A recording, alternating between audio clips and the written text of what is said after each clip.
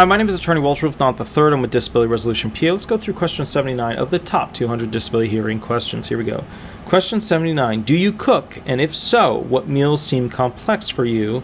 And which are actually too complex for you to complete? All right, so the whole point of this is we're gauging your ability to do steps, right? Or your ability to follow instructions. And we're trying to figure out how many steps can you go ahead and do if you had to do a job, right? So if we're talking about like 1 to 3 steps, 3 to 5 steps, 6 to 9 steps, whatever, and we use different metrics. Sometimes we look at what the DOT says as for steps. Sometimes we look at just real life, application. How many steps would it take to actually complete this? What's realistic? Is that more than usual? Is that less than usual? How would the DOT, look at this? How would it gauge it?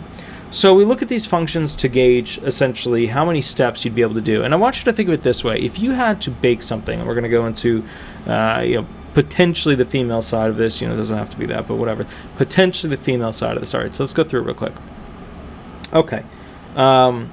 If you had to bake something, a lot of you are going to be able to say, yeah, I know how to make eggs. It's easy, crack the egg, heat it up, serve it, done. Maybe add some cheese, maybe add some bacon, maybe add a little bit of a croissant that's been, heated with the butter on the, whatever. You have those options, right? But then if we said to you, okay, I want to know about the more complex meals that you can make. And then you go into I can make this Italian dish that my mom showed me 1,000 years ago. So it's all amazing. Oh my goodness. Then all of a sudden we now know that you have the capacity to learn multi-step things, or at least you did. That's the arguing point. That's the gray area. And that you still have the capacity to go ahead and make them nowadays. Unless you use the magic words, I can no longer make them because of my impairments, blah, blah, blah, blah. And you go through them all. So that's one of the things you kind of got to watch out for is the steps. The steps to being able to actually do something that might be too complex for you. Now, let's do a guy version. We did a female version, even though nowadays it would be politically incorrect to go ahead and say that's a thing. But the bottom line is let's do a guy version. I was going to say change the oil, but that's... A lot of guys don't know how to do that nowadays because they're broken human beings. Let's say, let's go with reef and hell. Most people, a lot of millennials don't know how to do that. Most millennials don't even know how to put a stamp on a letter. Guys, what do guys do? Take out the trash. Windshield wiper fluid. Maybe they still, well, all right, so let's use this. Because, guys are a little bit different than they used to be back in the day. There were expectations. They had to meet those expectations. Now it's like, go play the video game. Don't bother me. So here's the deal. When it comes to, essentially changing the, fluid in your car, when it comes to, the fluid that squirts up on the dash window, on the front window, rather. Keep in mind, I do these extremely late, so I'm super tired, and it is Saturday night. So what it comes down to is, okay, you open the hood, you find the cap, you unscrew the cap, you pour the stuff in, the windshield wiper fluid, and then you close the cap, and then you're good to go. So that's a couple of steps, right? And then we get into a more complex thing. Okay, what about, what about something like changing the oil, which still wouldn't be that much more complex?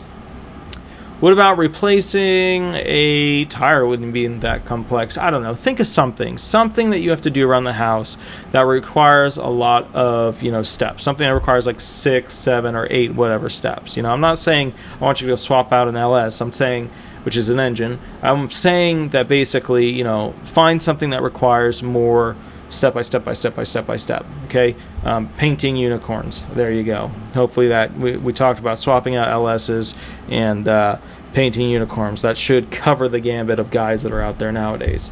All right, and so what that really comes to, what that really means, is that not that painting unicorns is anything bad.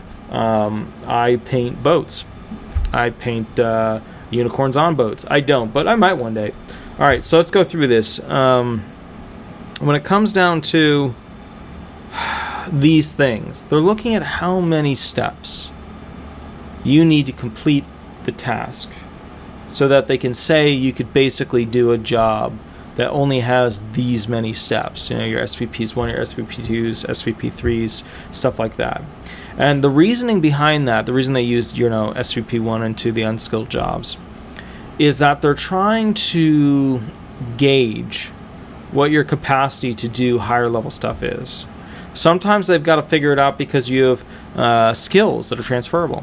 Sometimes they've got to figure it out because, you know, look, they just don't know where realistically you're at right now, and there's certain jobs that require certain things, you know.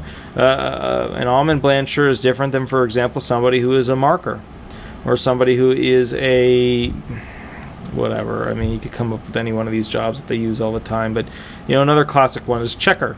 You know, if you're not sure what that is, just go ahead and look it up on the Dictionary of Occupational Titles. So that's where they're going with this particular question. Sorry I beat up on guys so much there, but I grew up on a farm. You know, for me, life is very different than most people. All right, we're going to go on to 80, and then we're going to go from the... Actually, no, 80 was fine.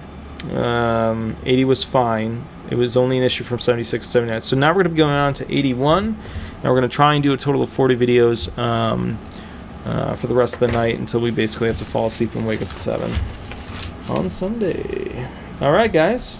Let's go ahead and get to 81. If you have any questions, give me a call, shoot me an email, and we'll go from there. Also, remember, I go live every Thursday, 8 to 10 p.m. If you have a question, I'll answer it for free on the live session. Okay, Eastern Standard Thursday, 8 to 10 p.m. All right, thanks so much. Bye-bye.